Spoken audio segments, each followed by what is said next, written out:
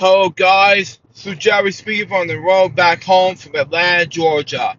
Welcome to LJPCBM 1869. Today back to top 10 most emotional Barney moments. You guys begin in 5, 4, 3, 2, 1, go. Suddenly, she's laughing. Hold on. Just watch it the whole bit. Hang on. Watch it again. Hang on.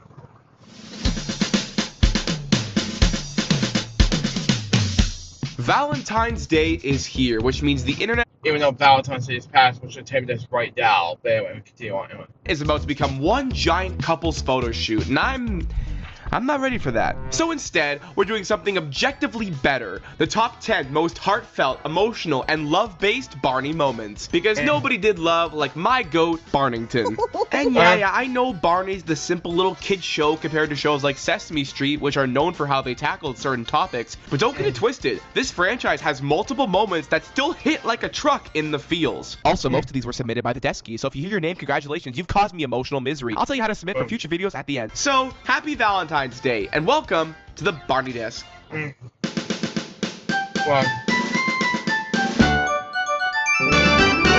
Wow. Kicking us off at number 10, we got Baby Bop and Nelly from Let's Go to the Zoo. This one is so simple, but it's Wow. I'll talk more about that in the upcoming board jokes episodes some other time. Continue on anyway. sweet. All of the dinosaurs are hanging out in a zoo, and Baby Bop has this plush elephant named Nelly, and she thinks in her head that Nelly should go back to the zoo where the real elephants are, because she thinks that she's reuniting an animal with its family. So she asks Barney if they can take Nelly to live with the elephants so she can be with her family, quote unquote. Barney actually gently flips the whole thing off. Sorry for the still frames. Copyright was tough on this specific one.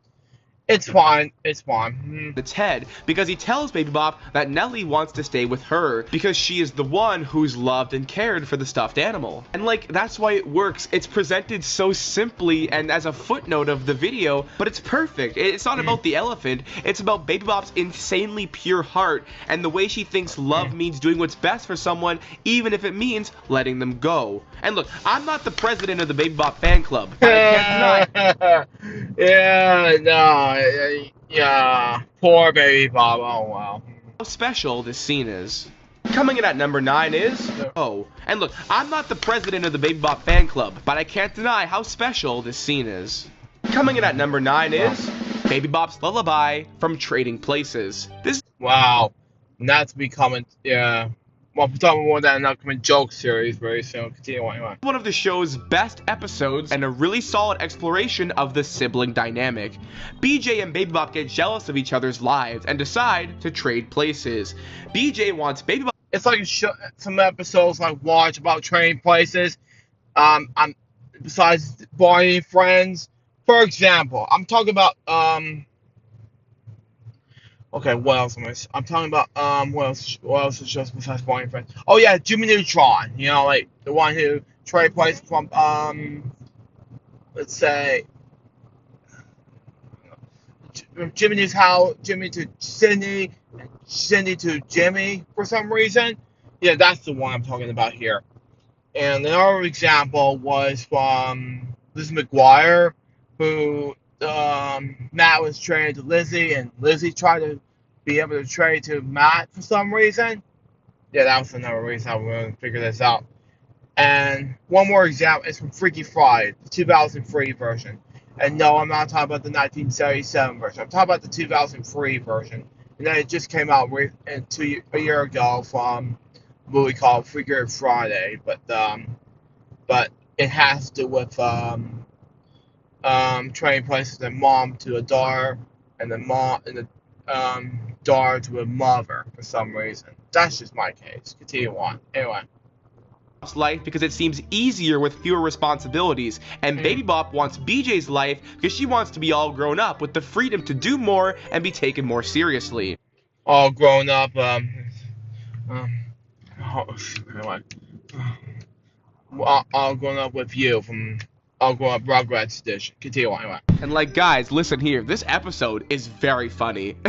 They're doing impressions of each other the whole time, and then BJ gets forced to wear a dress, and he's not happy about it. Also, Big Bob wears BJ's hat in this episode. Oh, it's so cute. But anyway, their little bet has consequences. BJ gets hit with the loophole he didn't think about, which is nap time. BJ's an impatient fella. He don't got time to nap. So Baby Bop and all the other kids start singing this song. It's a lullaby called All the Pretty Little Ponies to him like he's a baby. BJ tapping the table all impatient is so funny, bro. It makes you remember he's also just a kid. Then it's just a 7-year-old. What are you talking about, boy, Des? You know, BJ's 7 years old and Baby Bop is just 3 years old and he got leaves.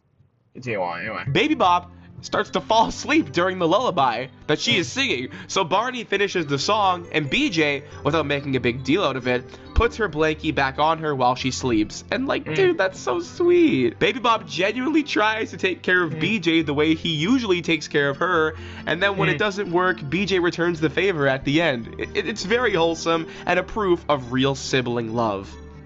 That was nice. I'm being so nice to Baby Bop today. What's wrong with me? Coming in at number 8, You Can Count on Me from the one and only You. That was nice. The kids just finished making gifts for Kim's new baby brother, and Kim is glowing about how lucky she feels to get this new family member. But then there's this other kid, Kristen, who's consistently like getting more uncomfortable. Now, a little backstory: Kristen is an only child living with her mom and grandmother. So, like, for one example is Kathy, for example, saying, have a nana and a mom, and don't have a thing besides mom and a nana. Like, that's another example.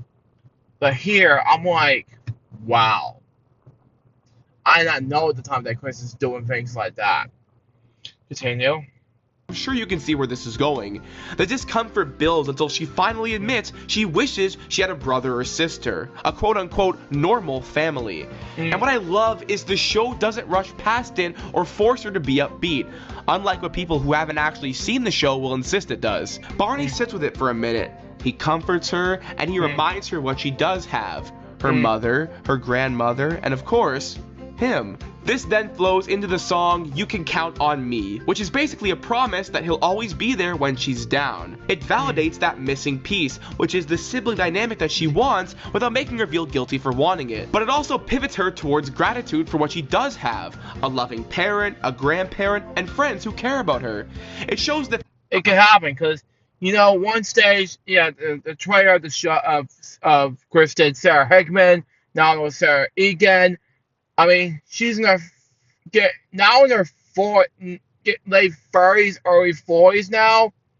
You know, trying to be more sensitive anyway. So, well, she was born in 86, but now she's about to turn 40 this year. But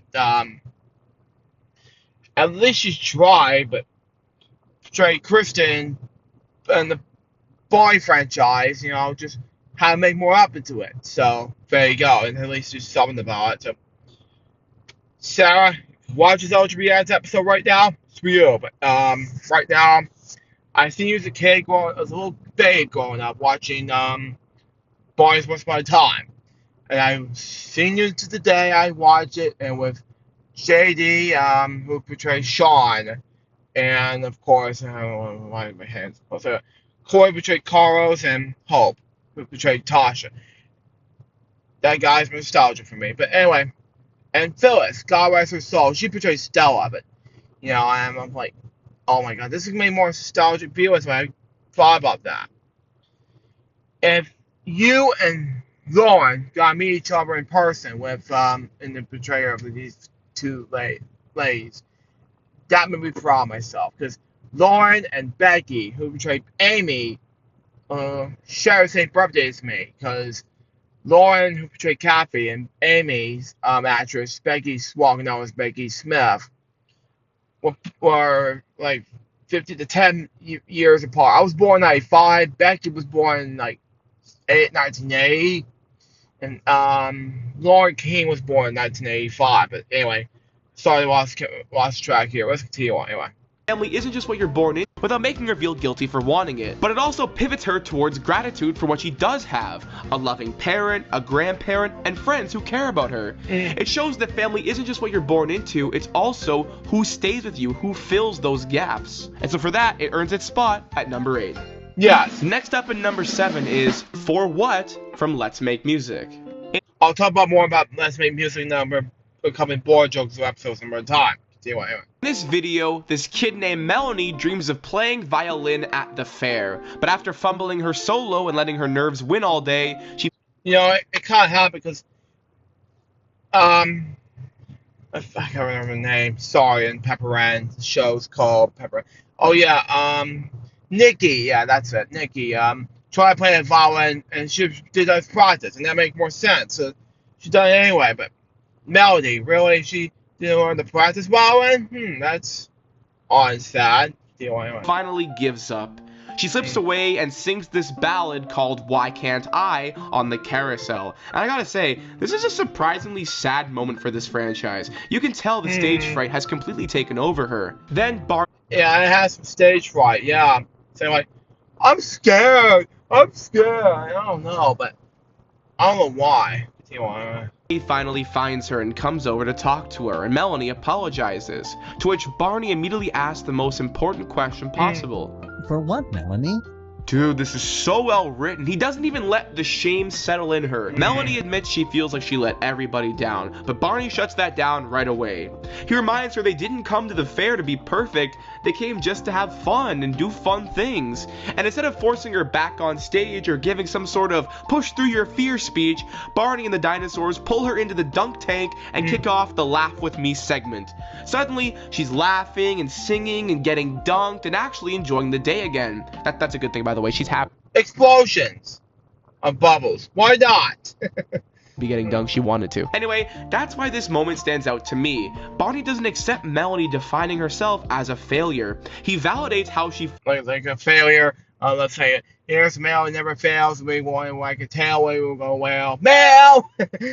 feels without... That's why this moment stands out to me. Barney doesn't accept Melanie defining herself as a failure. He validates how she feels without pressuring her, and he prioritizes her happiness over getting the performance done. It's a really good message about how your worth isn't tied to how well you can perform at things. And in a video full of great moments, especially for this stage of the franchise, this one gets me every time.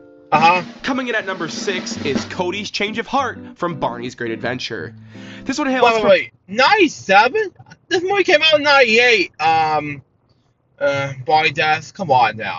Continue on, anyway. Barney's only feature film, and yeah, it's probably the moment you were thinking of.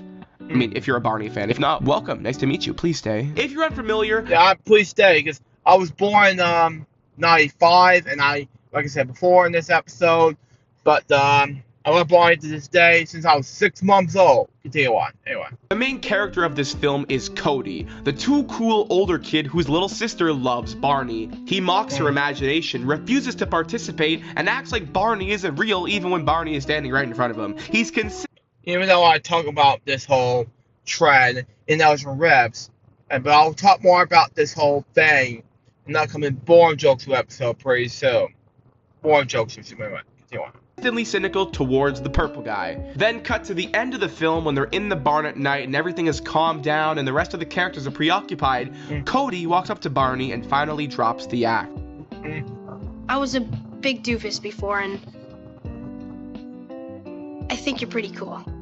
Now, you'd probably think Barney would overreact to this and come up with some big, oh my goodness, or something, but no. He actually very adorably matches Cody's nonchalance.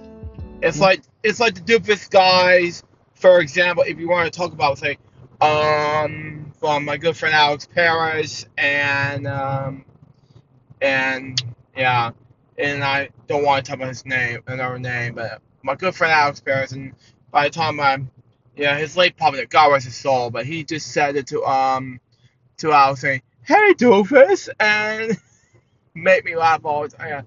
And I haven't said it, but I was there to meet Alex at the time, but he just said, "Hey, doofus," to Alex, and then, but anyway, he just said to Papa Nick and to Alex, and that's the first time he ever had to call doofus. But anyway, Off topic here. Let's continue on. I think you're pretty cool too. That's so cool. Like, it shows that Barney can speak to him even though he's an older kid and he's not as, you know, wide-eyed as the younger kids. Oh, dude. This whole scene hits because it's earned. Cody is basically a walking metaphor for the people who clowned on Barney back in the day. You know, those who had like a circus act. adopted cynicism as a personality. And basically his arc is realizing you can't build your whole identity out of being above everything. And this is such a good message, not only for kids, but for everybody else too. Don't write people or things off just to look cool. If you actually give someone a chance or let yourself enjoy something without acting embarrassed, you may end up with a real connection you might have missed. The hug right there. And you're missing out on some things. For example, this movie scene here and the entire swinging thing, you know?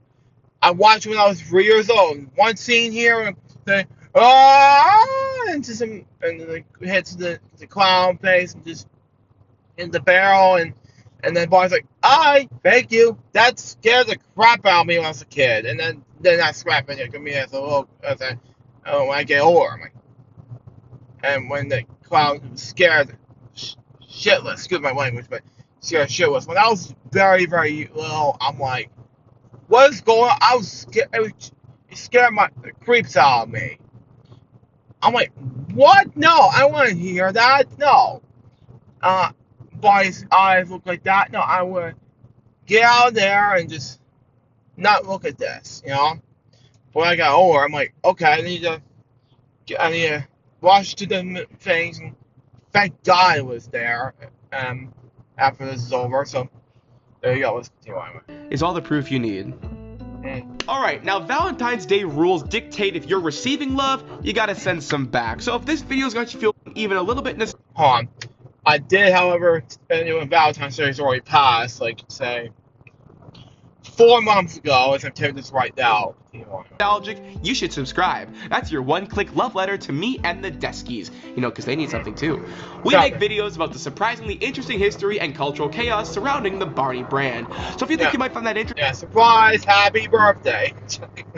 Even though my birthday's not until 3 more months, which is, June 28th, you know. And his birthday's already passed, like, say, June the 2nd. And he will be he just turned 20. I'll be turning 31 in like in 3 weeks, which is exciting. So there you go. Anyway. Click that little button. Jeopardy music, I get. I hope you clicked the button and you clicked it. Okay, back to the video. Number 5 is the adoption story from a welcome home. Wow. The episode. I talked about this during the Board of Jokes 10th anniversary special on the movie Babe, Sheep Pig 1995 movie. And let me tell you something, okay? Wow. And I said to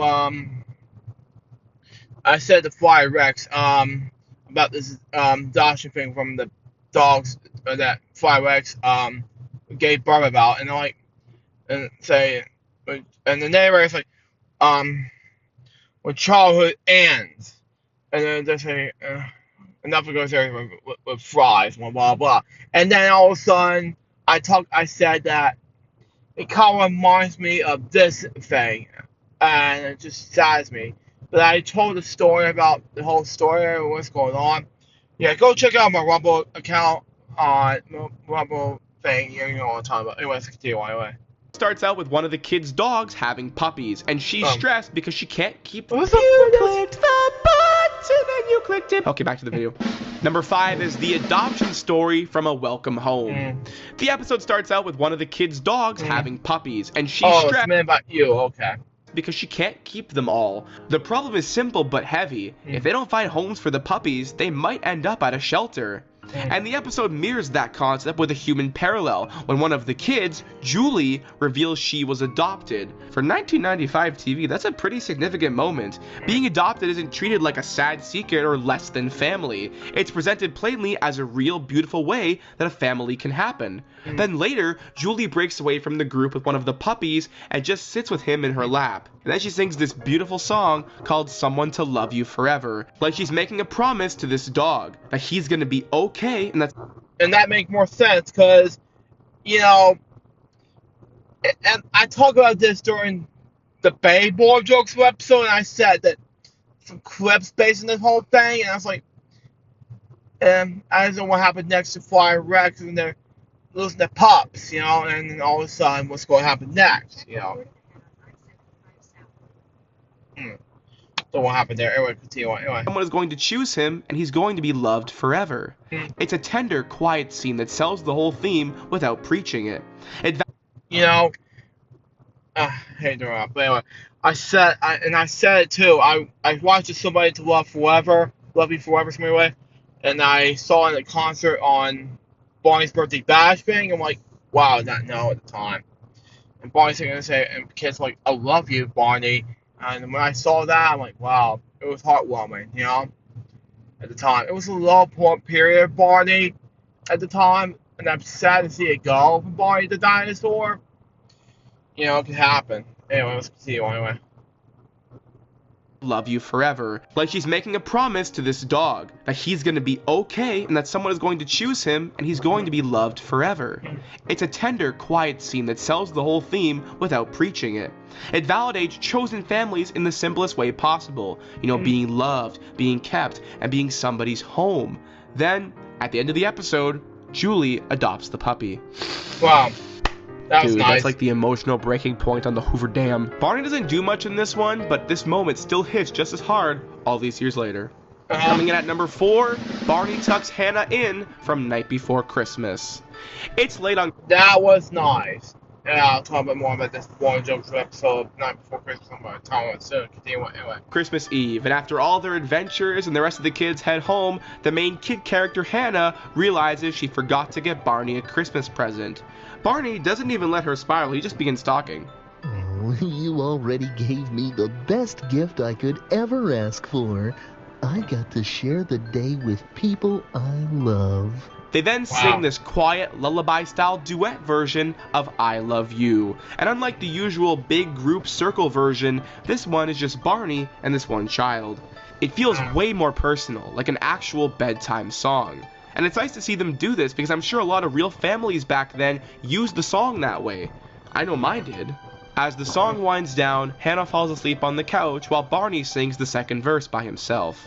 He tucks her in with a blanket, leans in, whispers Merry Christmas, and then quietly leaves. And off screen, he turns back into a doll. I have watched this scene plenty of times before, and I cannot get past it without tearing up like a baby. One thing too that I never seen that thing as a kid, but watches adult seeing it, it got me hooked up bedtime, thinking what's going on, like what happened here. I have it on VHS up somewhere safer. I don't know where it's at now, but I gotta find it somewhere. The Night Before Christmas Barney thing. I'll have to see it where it's at, but if not, then I'll find it somewhere safe. Continue on anyway. Obviously, the song is a beautiful rendition and the scene is so cozy, but to me, the reason it's so heartfelt is what it's actually doing. It strips the commercial part of the holiday right away. Hannah thinks she failed because she didn't have a present, and Barney replaces that anxiety with something warmer, that her time mattered more than any object ever could, effectively saying that love is stronger than anything you can buy. That was nice. Man, this is like the least ironic I've ever been in a video. And people say I take nothing serious. Taking home the bronze at number 3 is Riff's gift from Caring. This should not be a surprise. You knew this was going to be here. During Barney's birthday party, Riff watches everyone hand over cool store-bought gifts, and he starts to feel self-conscious because his gift is homemade. And in his head, he now thinks that means it's embarrassing. I can't give this to Barney. It's silly. Oh, why can't I do anything right? He steps away from the party, throws away his gift, and sings Why Can't I? Which it's, probably around, you can't throw away gifts like this in the trash.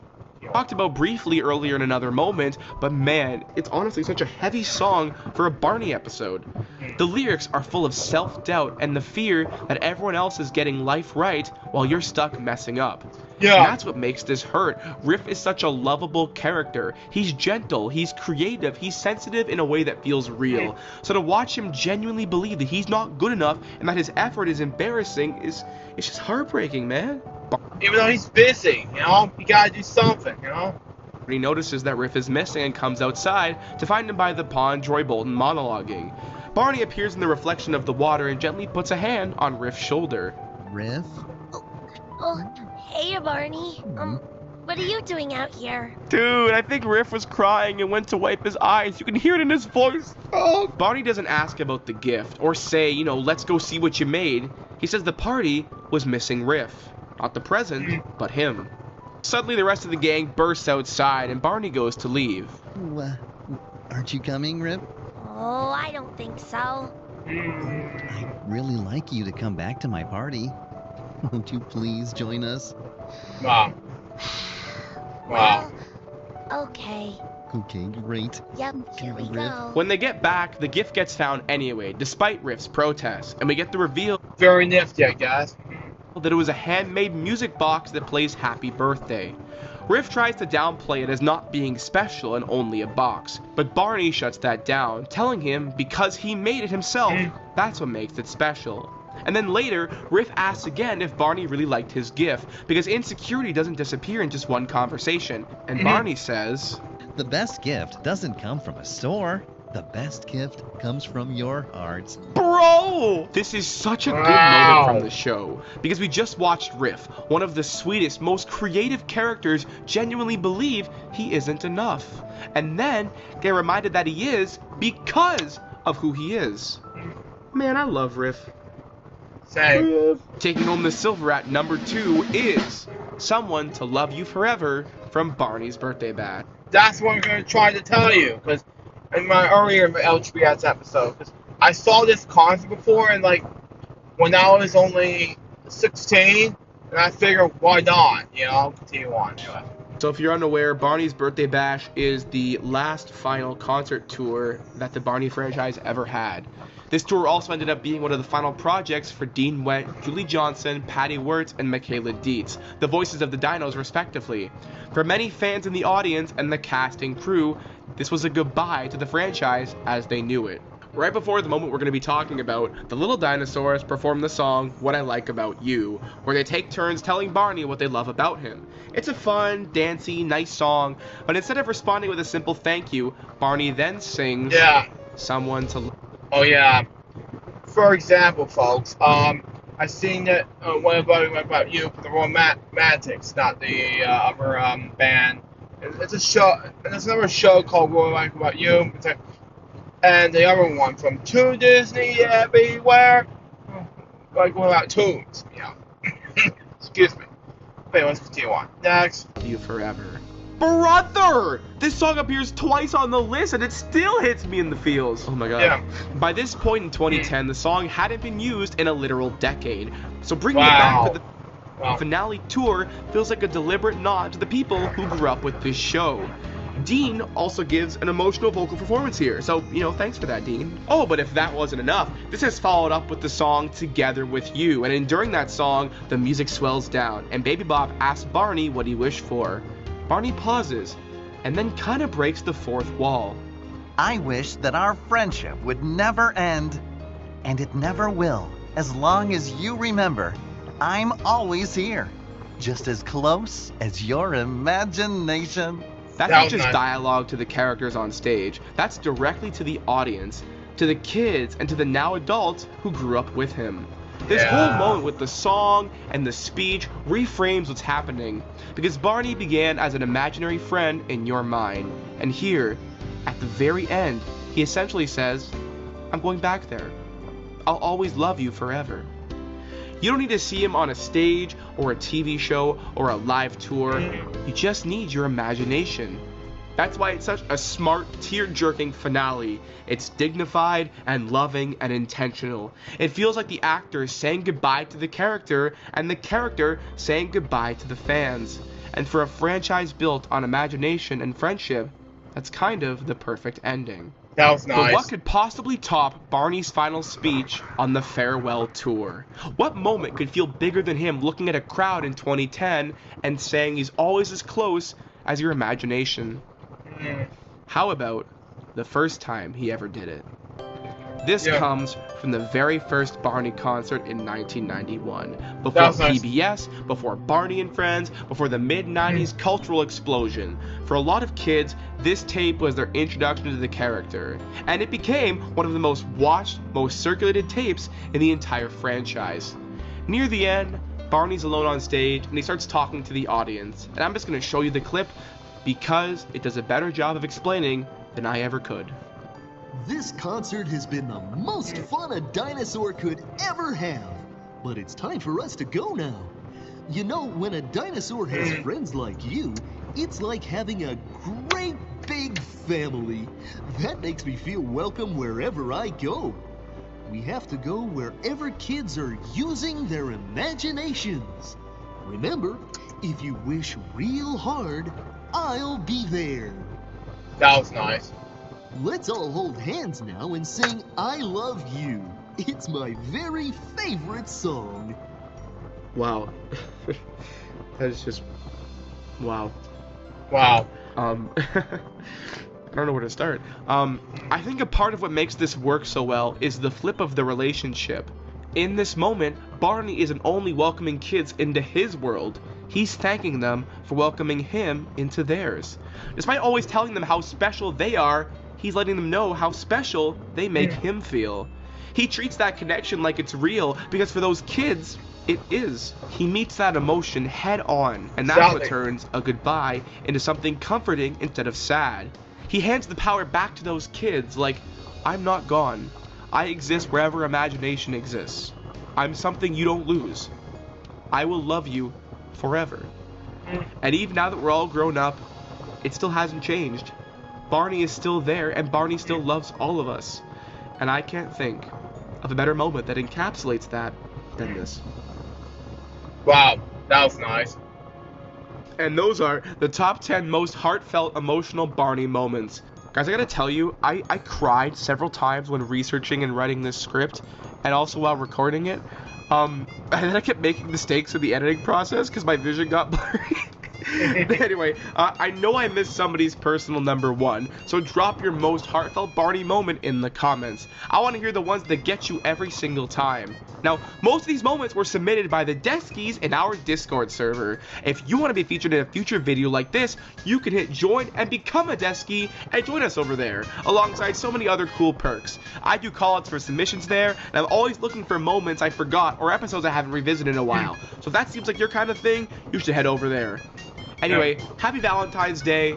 I've been the Barney Desk. Yeah, which I released this on the day of June 7th, 2026, and it's already taped 4 months ago? Let me check and see. Yeah, it was already taped nearly 4 months ago. Okay, continue. And thanks for watching.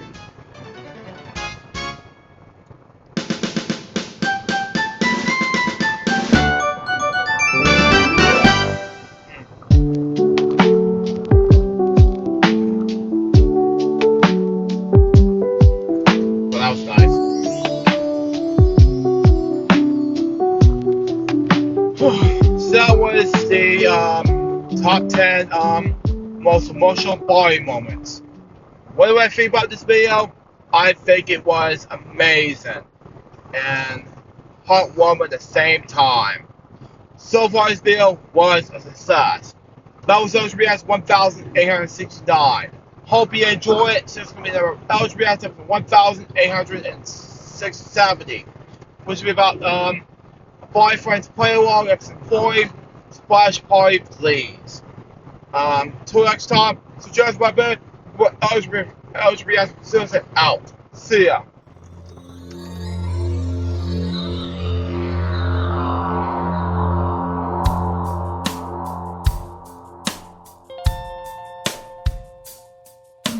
Given unto me this life I'll never take for granted, and given all the time I failed to really understand it, I never sought to meet the maker of reality, the one who gave the life that which is always happening, but I tried.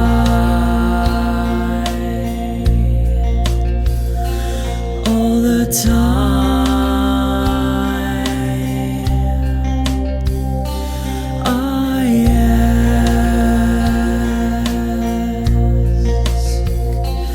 I